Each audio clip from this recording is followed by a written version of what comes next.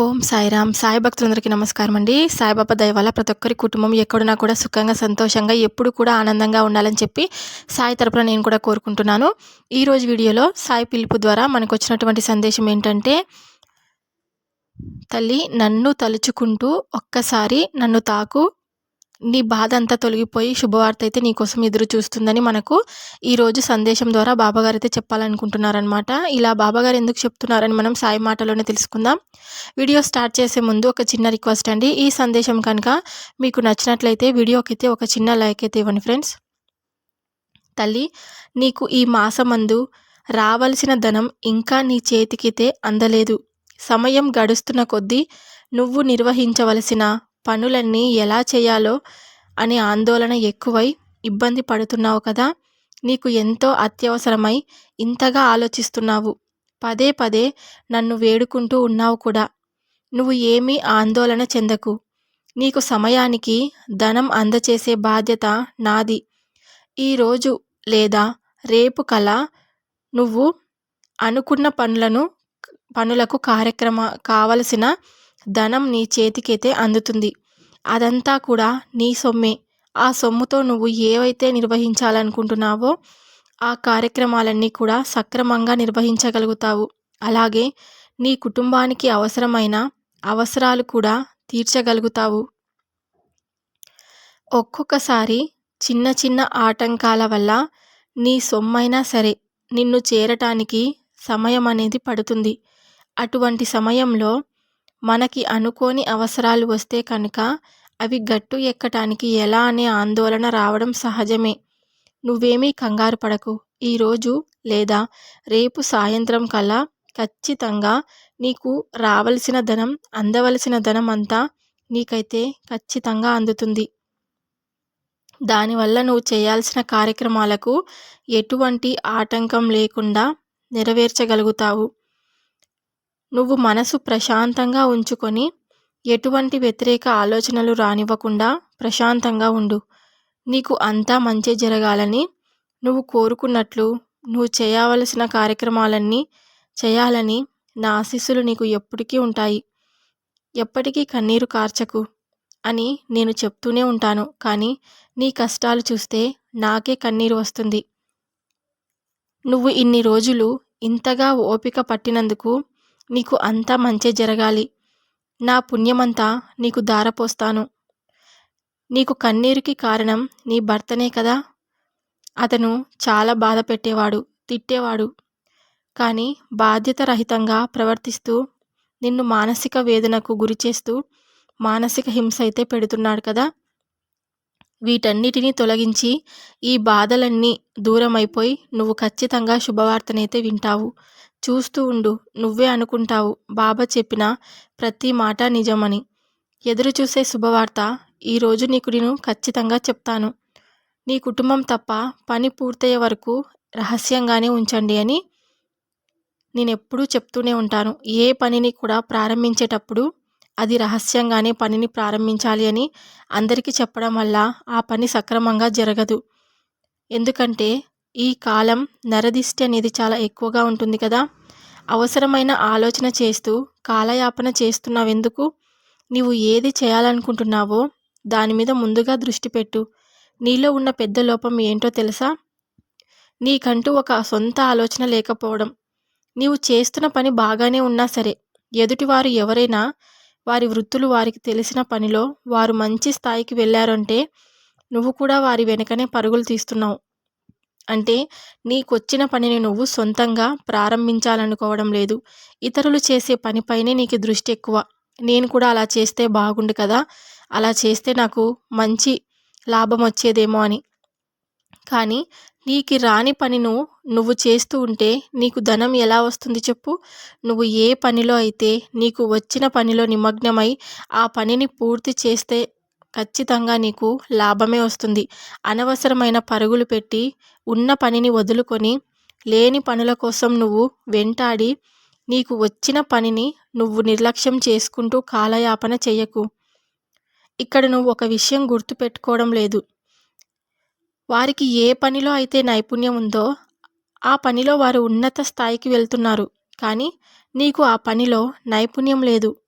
నువ్వు మరలా మొదటి నుండి ఆ పనిలో నైపుణ్యం సంపాదించి ఎదగాలి అంటే ఎంతో సమయం పడుతుంది కదా! నువ్వు ఇప్పటికే ఎంతో ఆలస్యం చేశావు. నీకంటూ కొన్ని పనులు వచ్చు. కానీ ఆ పనులు నువ్వు వచ్చినా కూడా నిర్లక్ష్యం చేస్తున్నావు. నాకొచ్చిన పనిలో లాభం చాలా తక్కువగా ఉంటుందని వచ్చిన పనిని వదిలేసి రాని దానికోసం నువ్వు ఎదురు చూస్తూ ఉన్నావు.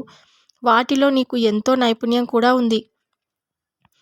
నీ పని మీద నువ్వు దృష్టి పెడితే నువ్వు వారికంటే కూడా ఇంకా ఉన్నత స్థాయికైతే వెళ్తావు. ఎందుకంటే నువ్వు ఏదైనా పని నేర్చుకునేటప్పుడు ఎంతో శ్రద్ధగా నేర్చుకుంటావు. ఆ నేర్చుకున్న విద్య నీ మనస్సులో నిలిచిపోతుంది. నువ్వు అన్ని వైపులా పరుగులు పెట్టకు. నీకు వచ్చిన పనిని నువ్వు నైపుణ్యం ఉన్నదానిని నీ మనసుకు నచ్చింది నువ్వు చెయ్యి. చూసిన అన్ని దారుల్లోనూ నువ్వు పరుగులు పెడితే రెంటికి చెట్ట రేవడికి మల్లె నువ్వు ఏ పనికి పనికిరాని వాడిగా తయారవుతావు. అందువలన నీకు మానసిక అశాంతి కూడా కలుగుతుంది. నీకు వచ్చిన పనిని నువ్వు సవ్యంగా చేసుకొని అందులో నువ్వు నిమగ్నమై ఆ పనిని పూర్తి చేయి. ఖచ్చితంగా నువ్వు అంతకు మించి ఉపయోగం అంటూ నీకు ఎక్కువగా ఉంటుంది. కానీ నువ్వు ఏ పనిని కూడా ప్రారంభించకుండానే నాకు లాభం రావాలని అత్యాశ పడకు. అంతకు మించి ఉపయోగం అంటూ ఏమీ ఉండదు. నీకు వచ్చిన పనిలో నైపుణ్యం ఉన్న పనిలో ప్రవేశించు. నీ దగ్గర అందుకు సరిపడా ధనం లేకపోయినా చిన్నగా మొదలుపెట్టు. చిన్న చిన్నగా చేయి. ఒక్కొక్క మెట్టు ఎక్కు. ఒక ఉన్నత స్థాయికి చేరు. ఇలా కాలం వెళ్ళదీస్తూ ఆలోచనతోనే గడిపేస్తే నిన్ను ఎవరు కూడా గౌరవించరు. లాభమో నష్టమో ఏదో ఒక పని చేస్తూ ఉండు. చివరికి నువ్వు లాభాల బాట ఖచ్చితంగా పడతావు. అంతే తప్ప చూసిన ప్రతి పని నేను చేయగలను అని పరుగులు పెట్టడం, కొన్ని రోజులకు ఆపివేయడం ఇలా చేస్తూ ఉంటే నువ్వు ఏది చేయలేవు. ఏమీ కూడా సాధించగలవు చెప్పు? జీవితం అంతా వ్యర్థమైపోతుంది కదా! ఆలోచించి నిర్ణయం తీసుకో. నా స్నేహితులు, మా బంధువులు ఆ పనిలో చేస్తూ చాలా లాభం పొందారు అని నువ్వు వాళ్ళ ఎంట పరుగులు పెట్టకు. నీ మనస్సు స్థిమితంగా ఉండాలని, నీకు ఆలోచన జ్ఞానం పెరగాలని నేనెప్పుడూ కోరుకుంటూనే ఉంటాను. అలాగే నీ పనిపై నువ్వు దృష్టి పెట్టి ఒక ఉన్నత స్థానానికి ఎదగాలని నా ఆశీస్సులు నీకు ఎప్పటికీ ఉంటాయని తెలుపుతుంటూ ఉంటాను. ఇంటి బాధ్యత అంటూ నువ్వు పట్టించుకోకుండా ఉంటే ఎలా చెప్పు? కన్నీరు కార్చొద్దు అని నేను చెప్తున్నాను, కానీ నీ కష్టాలు చూస్తే ఎప్పుడు నాకే బాధ కలుగుతుంది తల్లి. నీ భర్తను నిన్ను ఎప్పుడు హింసించేవాడు, వేధించేవాడు. కానీ బాధ్యత రహితంగా ప్రవర్తిస్తూ నిన్ను మానసిక వేదనకు గురి చేస్తూ మానసికంగా హింస పెడుతున్నాడు కదా! ఇంటి బాధ్యత అంటూ పట్టించుకోకుండా అలసత్వంతో ప్రవర్తిస్తున్నాడు. ఒక బాధ్యతాయుతమైన వృత్తిలో ఉండి కూడా అతను కుటుంబం పట్ల, భార్య బిడ్డల పట్ల ఇలా బాధ్యత లేకుండా ప్రవర్తించడం అనేది చాలా పెద్ద తప్పు. ఎవరైనా సరే కుటుంబం పట్ల ఎంతో ప్రేమ కలిగి ఉండాలి. వారికి మంచి చెడ్డలు చూడాలి. తండ్రి యొక్క బాధ్యత బిడ్డలు భవిష్యత్తును ఉన్నతంగా తీర్చిదిద్దడానికి అవసరమైనవన్నీ సమకూర్చడం. అలా కాకుండా ఎప్పుడూ కూడా ఒక బాధ్యత రహితంగా నిర్వర్తించడం వల్ల ఏమీ లాభం ఉండదు. కానీ ఏ బాధ్యత నిర్వహించడానికి అయినా ఉచితంగా ఏది రాదు కదా! దానికి అవసరమైన ఆదాయం కూడా కావాలి. అతడు అదేమీ కూడా పట్టించుకోకుండా మిమ్మల్ని గాలికి వదిలేసినట్టుగా వదిలేస్తున్నాడు. నీకు చేతనమైన పని అయితే చెయ్యి. నువ్వు సంపాదిస్తున్నావు, కానీ అది నీకు ఏ మూలకి సరిపోవడం లేదు కదా! పిల్లల పెంపకం అంటే సాధారణ విషయం కాదు. నువ్వు తట్టుకోలేనప్పుడు ఇలా కన్నీరు కారుస్తున్నావు. వాటికి కూడా నీ భర్త చేయి అందించకుండా ప్రవర్తిస్తున్నాడు. ఈరోజు అతను బుద్ధిగా ధనం తీసుకొచ్చి నీ చేతికిస్తాడు. నువ్వే చూస్తూ ఉండు. ఏమీ కంగారు పడకు. ఇక నుంచి ఏ రోజు కూడా నీకు ధనానికి లోటు లేకుండా నీ జీవితం అనేది సాగుతుంది. నువ్వు చేసే వృత్తిలో కూడా అధిక ఆదాయం అయితే లభిస్తుంది. ఇవన్నీ కూడా నేను ఏర్పాట్లు చేస్తాను. నువ్వు ధైర్యంగా ఉంటే అంతే చాలు తల్లి. నువ్వు ఏవైతే కోరుకున్నావో అలాగే నీ కుటుంబం అంతా మంచి జరుగుతుంది. నీ బిడ్డలు నువ్వు అనుకున్నవన్నీ సాధిస్తూ నిన్ను కూడా ఇంకా ఎంతో సంతోషపెడతారు. ఇప్పటి వరకు నువ్వు అనుభవించింది అంతా దుఃఖమే, కానీ ఇకపై నువ్వు అనుభవించేది అన్నీ సుఖ సంతోషాలే. నీ పిల్లల ద్వారా నీకు ఎంతో ఆనందకరమైన జీవితం ప్రారంభమవుతుంది. ఈ రోజు నుంచే అది మొదలవుతుంది. నువ్వు ధైర్యంగా ఉండు. నీ బాబా నీకు ఎప్పుడు తోడుంటాడు కదా! నువ్వు నీ కుటుంబంతో కలిసి ఆయురారోగ్య ఐశ్వర్యాలతో ఎప్పుడూ కూడా సంతోషంగా ఉండాలని నా ఆశీస్సులు నీకు ఎప్పుడూ తెలుపుకుంటూ ఉంటాను. నీ మనసు కలత చెందినప్పుడు, మీరు పడుతున్న బాధ భరించలేనిదిగా మారినప్పుడు నా ముందు కూర్చొని నా సచ్చరిత్రను చదవండని నేను చాలాసార్లు చెప్పాను. నా సచ్చరిత్ర పఠనం ఎలాంటి క్లిష్ట పరిస్థితుల్లోనైనా మీకు సహాయపడుతుందని నేను మీకు హామీ ఇస్తున్నాను. నా మాటలపై మీరు నమ్మకం ఉంచాలి. మీరెక్కడున్నా, ఏం చేస్తున్నా మీ పనులన్నీ ఎప్పుడు నాకు తెలుస్తూనే ఉంటాయని ఎప్పుడూ గుర్తుంచుకోండి. నేను సర్వాంతర్యామిని, అందరి హృదయాలలో ఉండేవాణ్ణి. నా యందు శ్రద్ధ, సబూరి చాలా అవసరం. అవి ఉన్నవారికి ఏ కష్టాలు ఉండవు. ఈ రోజుల్లో చాలామంది అనుకుంటూ ఉంటారు, నేను ఎన్ని మొక్కులు మొక్కినా, ఎన్ని పూజలు చేసినా, ఎన్ని నైవేద్యాలు సమర్పించినా కూడా బాబా నాపై అనుగ్రహించడం లేదు అని. అలా ఎప్పటికీ అనుకోకూడదు. ఒకవేళ నేను మీ బాధలన్నీ తొలగించాలన్నా కూడా మీ కర్మఫలాలు తొలగిపోయాకే అది మీకు సాధ్యమవుతుంది. కొద్ది రోజులు మాత్రమే అవి ఉంటాయి. అన్నీ శాశ్వతం కాదు. కష్టాలు ఎప్పుడు శాశ్వతం కాదు. సుఖాలు ఎప్పుడు శాశ్వతం కాదు. కష్టసుఖాలన్నటివి ఎలా స్వీకరించాలో మనము కష్టాన్ని, సుఖాన్ని అలానే స్వీకరిస్తూ ఉండాలి సమానంగా. కష్టాలు పూర్తిగా ఉండవు, అలాగని ఎప్పటికీ సంతోషాలు రాకుండా ఉండవు. కష్టం ఇచ్చేది నేనే, సుఖాన్ని ఇచ్చేది కూడా నేనే అని ఎప్పటికీ గుర్తుపెట్టుకోండి. గెలుపు ఓటమి నీది. పడితే లేవాల్సింది నువ్వే కదా. బాధని భరించాల్సింది కూడా నువ్వే. ధైర్యం చెప్పుకోవాల్సింది నీకు నువ్వే. ఇతరులు కేవలం చోద్యం చూస్తూ ఉంటారు, వీలైతే ఎగతాళి చేస్తారు. అందుకే నువ్వు ఎవరిని కూడా పట్టించుకోకూడదు. నేనెప్పుడు పైకం రూపంలోనే దక్షిణ కోరుతానని అనుకోవద్దు. మీలోని మంచి, చెడు లక్షణాలను కూడా నేను ఒక్కోసారి దక్షిణగా తీసుకుంటూ ఉంటాను. మీలోని ఈ లక్షణాలను నాకు దక్షిణగా సమర్పించండి. ఆశలు లేని జీవితం, నిర్భయత్వం, నిత్య కృషితో జీవించడం, అందరిపై ప్రేమ ఉండటం, జ్ఞానం, ఏకాగ్రత, కర్తవ్యం, సదా ప్రసన్నంగా ఉండటం, ధైర్యము, ఉత్తమ బుద్ధి, సర్వభూత దయ, సంతుష్టి, మృదుత్వం, మృదుభాషణం, ఈ లక్షణాలను ఎప్పటికీ అలవర్చుకోవాలి. ఎప్పటికీ కూడా ఈ లక్షణాలను మీరు పెంచుకోండి. వాటిలో కొంత నాకు దక్షిణగా సమర్పించండి. నిశ్శబ్దంగా ఉండడం అంటే తాను దైవంతో ఉండడం, మౌనంగా ఉండడం అంటే తానే దైవంగా ఉండడం. మొదటిది మీ వాక్య మౌనం, రెండవది మనోమౌనం అవుతుంది. గడిచిపోయిన నీ జీవితంలో కష్టాలను ఎప్పటికీ గుర్తు తెచ్చుకో. నీవు ఇప్పుడు అనుభవిస్తున్న సంతోషాల తీయదనం నీకు ఎప్పటికీ రెట్టింపుగానే ఉంటుంది. శ్రద్ధ, సహనంతో ఒక్కసారి ఉండి చూడు. జీవితం నీకు చాలా పాఠాలను, గుణపాఠాలను కూడా నేర్పుతుంది. ఓర్పు ఎప్పటికీ ఓడిపోదు. సహనంతో సాధ్యం కానిదంటూ ఏదీ లేదు కదా. ఈ రెండూ ఉన్నవాళ్ళు జీవితంలో ఎప్పటికీ ఓడిపోరు.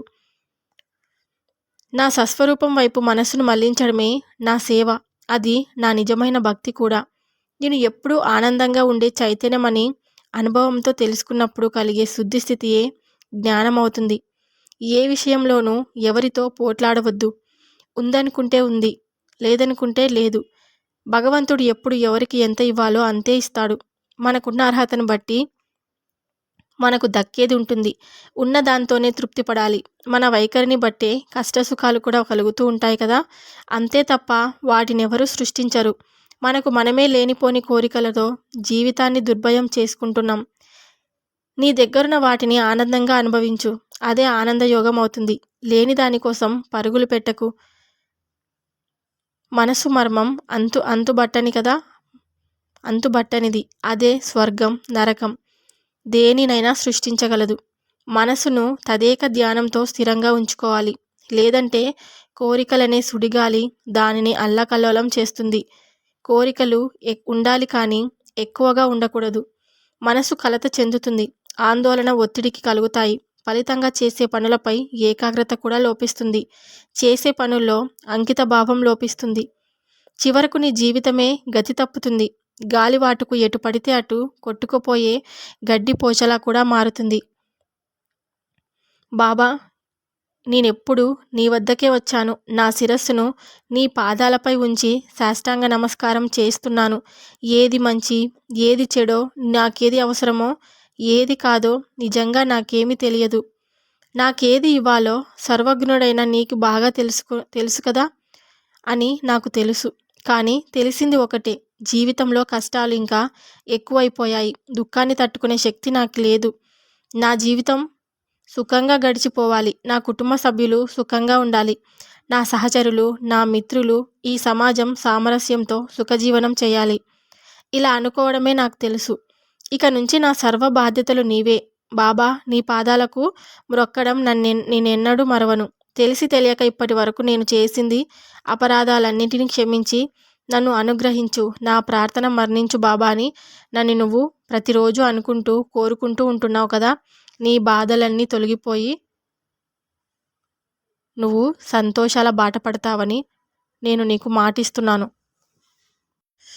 నీకు వచ్చిన కష్టమే నీ చుట్టూ ఉన్న మనుషుల గురించి, సమాజం గురించి, జీవితం గురించి తెలిసేలా చేస్తుంది. నీకు ఆపద వచ్చినప్పుడే నీ బంధువులు ఎలాంటి వాళ్ళు, నీ స్నేహితులు ఎలాంటి వాళ్ళని నీకు ఖచ్చితంగా తెలుస్తుంది. నువ్వు కలత చెందకు. మోసం చేశారని ఎప్పుడూ కూడా బాధపడకు. ఈరోజు నువ్వు అనుభవిస్తున్న బాధ అయినా, సంతోషమైనా అది నీకు భగవంతుడు ఇచ్చినదేని నువ్వు ఖచ్చితంగా గ్రహించాలి. అలా కాదని వాళ్ళ వల్లనే నేను బాధపడ్డాను, వాళ్ళ వల్లనే నా జీవితం ఇలా అయ్యిందని నువ్వు ఎప్పటికీ అనుకోవద్దు. ప్రతిదీ నీ తలరాత. నువ్వు చేసిన పాప పుణ్యాల వలనే అనుభవిస్తున్నావు. ఏది అయినా సరే, అది కష్టమైనా సరే, సంతోషమైనా సరే, నువ్వు అనుభవిస్తున్న బాధ అయినా సరే, అది నీ పాప పుణ్యాల వలనే, గత జన్మలో చేసిన పాప పుణ్యాల వలనే ఈ జన్మలో నీకు అనుభవిస్తున్నావని అర్థం చేసుకోవాలి. కానీ ఎప్పుడూ కూడా బాధ అనేది శాశ్వతం కాదు. సంతోషం కూడా ఖచ్చితంగా వస్తుంది. చూస్తూ ఉండు.